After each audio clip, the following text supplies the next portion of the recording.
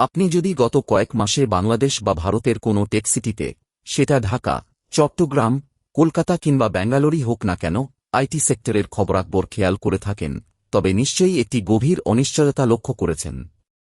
TCS, Infosys কিংবা উইপ্রোর মতো এশিয়ার শীর্ষস্থানীয় আইটি সার্ভিস কোম্পানিগুলো তাদের নতুন কর্মী বা ফ্রেশার নিযোগ এক ধাক্কায় প্রায় 50% কমিয়ে দিয়েছে।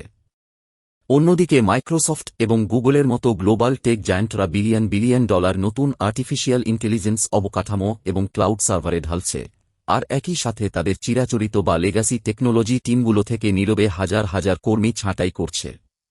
ঢাকা থেকে শুরু করে ব্যাঙ্গালোর পর্যন্ত হাজার হাজার সফটওয়্যার ইঞ্জিনিয়ারের জন্য বেঞ্চ টাইম বা অপেক্ষার সময় এখন প্রায় শূন্যের কোঠায় নামিয়ে আনা হয়েছে।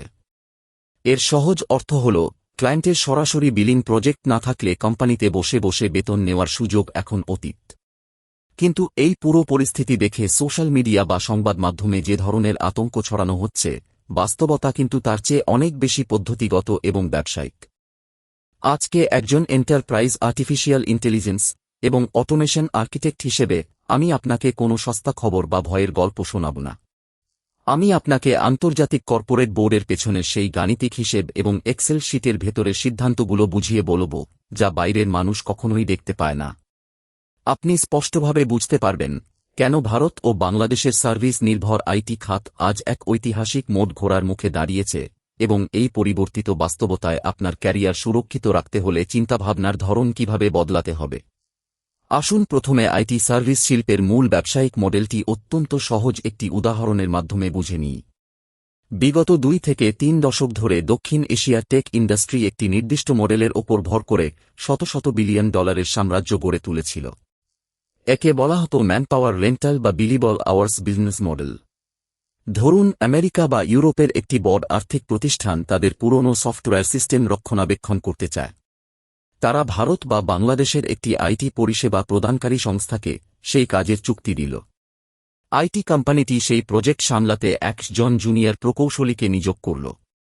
ক্লায়েন্টের কাছ থেকে প্রতি জন প্রকৌশলীর জন্য ঘণ্টায় হয়তো $30 হিসাব করে নেওয়া হতো, আর সেই প্রকৌশলীকে বেতন দেওয়া হতো ঘণ্টায় মাত্র $10। অর্থাৎ একটি প্রজেক্টে যত বেশি কর্মী কাজ করত, আইটি কোম্পানির মুনাফাও তত বৃদ্ধি পেত। এই ব্যবস্থার কারণেই ব্যাঙ্গালোর, হায়দ্রাবাদ, কলকাতা এবং ঢাকার মতো শহরগুলোতে হাজার হাজার সাধারণ কম্পিউটার সায়েন্স গ্র্যাজুয়েটের চাকরির নিশ্চয়তা তৈরি হয়েছিল।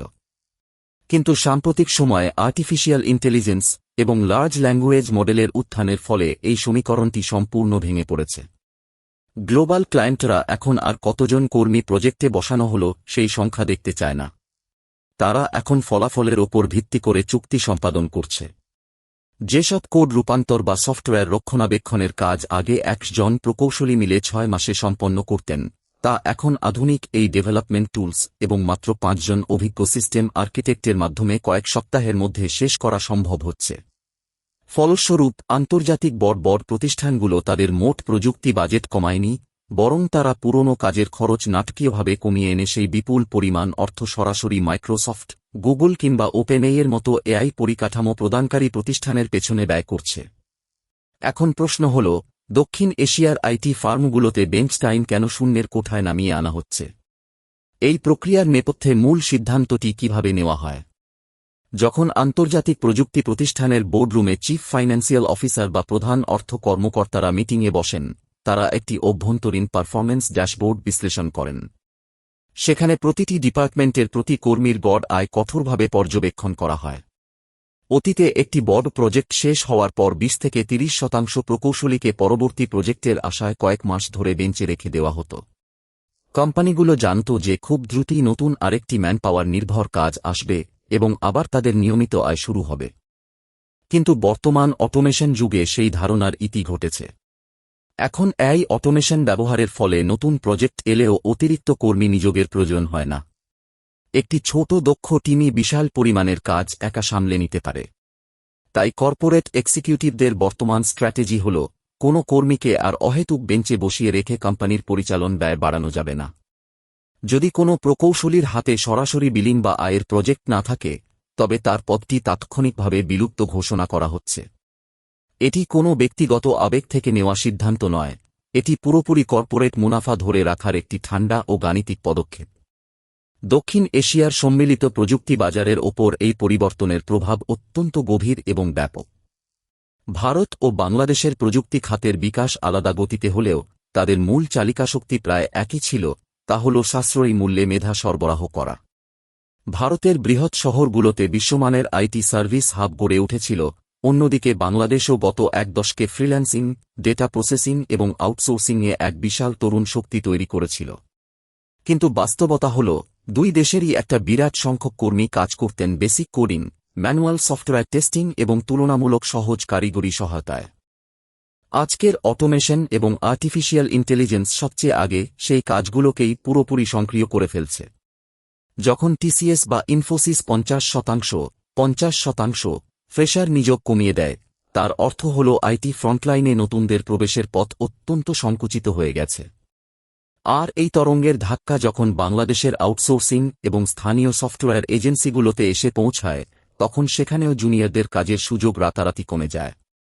ফলে ঢাকা থেকে কলকাতা পর্যন্ত তরুণ ডেভেলপারদের মধ্যে যে হতাশা তৈরি হচ্ছে, তা কোনো সাময়িক মন্দা নয়, এটি একটি স্থায়ী কাঠামোগত রূপান্তর। তাহলে এই কঠিন পরিস্থিতিতে কারা টিকে থাকবেন, আর কারাই বা পিছিয়ে পড়বেন? চলুন কর্পোরেট স্তরের সেই মেধার বিভাজনটি পরিষ্কার করা যাক। যারা কেবল নির্দিষ্ট কোনো প্রোগ্রামিং ভাষার কোড মুখস্থ লিখে অভ্যস্ত ছিলেন, কিংবা যারা কেবল ধরা বাঁধা নিয়মে ম্যানুয়াল টেস্ট কেস চালাতেন, তাদের সময় সত্যিই বেশ ঝুঁকিপূর্ণ। কারণ এআই মডেলগুলো এখন মানুষের চেয়ে শতগুণ দ্রুত এবং নিখুঁতভাবে সিনট্যাক্স কোড তৈরি করতে সক্ষম। কিন্তু যারা সফটওয়্যার সিস্টেমের ভেতরের মূল কাঠামো বোঝেন, যারা একটি জটিল ব্যবসায়ের জটিল সমস্যা বিশ্লেষণ করে এআই টুলের মাধ্যমে সমাধান তৈরি করতে পারেন, তাদের গুরুত্ব এবং চাহিদা দিন দিন বহুগুণ বৃদ্ধি পাচ্ছে। আধুনিক এন্টারপ্রাইজ বিশ্ব এখন আর কেবল সাধারণ কোডার খুঁজছে না, তারা খুঁজছে অভিজ্ঞ প্রবলেম সলভার বা সমস্যা সমাধানকারী। একজন চতুর আর্কিটেক্ট এখন এআইকে নিজের শক্তিশালী ডিজিটাল সহকারী হিসেবে ব্যবহার করে একা 10 জনের সমপরিমাণ কাজ আউটপুট দিচ্ছেন। অর্থাৎ প্রকৃত ক্ষমতা এখন আর লাইন বাই লাইন কোড লেখার মধ্যে নেই, ক্ষমতা চলে গেছে এআই সিস্টেম পরিচালনা করা এবং বিজনেস লজিক সাজানোর দক্ষতায়। আপনার ক্যারিয়ারকে এই বিশাল পরিবর্তনের ধাক্কা থেকে বাঁচাতে হলে প্যানিক বা আতঙ্ক ছড়ানো বন্ধ করে একটি নতুন মানসিক কাঠামো বা মেন্টাল মডেল গ্রহণ করতে হবে।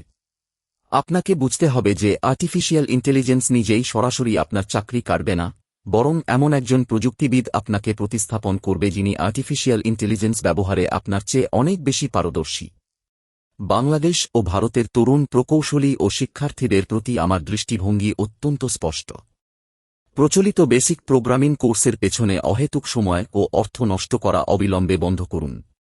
বরং বোঝার চেষ্টা করুন এন্টারপ্রাইজ এআই আর্কিটেকচার কিভাবে কাজ করে, ক্লাউড অবকাঠামো কিভাবে পরিচালিত হয় এবং অটোমেশন পাইপলাইন কিভাবে তৈরি করতে হয়। বর্তমান বিশ্ব এমন মেধা চায় যারা প্রথম দিন থেকেই কোম্পানির উৎপাদিকা শক্তি বাড়াতে সরাসরি প্রভাব ফেলতে পারবে। আমরা আজ এক ঐতিহাসিক সন্ধিক্ষণে দাঁড়িয়ে আছি, যেখানে ভারত ও বাংলাদেশের টেক ইন্ডাস্ট্রিকে তাদের পুরনো আউটসোর্সিং নির্ভরতা কাটিয়ে উচ্চমূল্যের প্রযুক্তি উদ্ভাবনের দিকে এগিয়ে যেতেই হবে। এই রূপান্তর কিছুটা কঠোর হলেও যারা নিজেদের দক্ষতাকে নতুন যুগে উপযোগী করে তুলবেন, তাদের জন্য সামনে অপেক্ষায় রয়েছে অভূতপূর্ব সম্ভাবনা।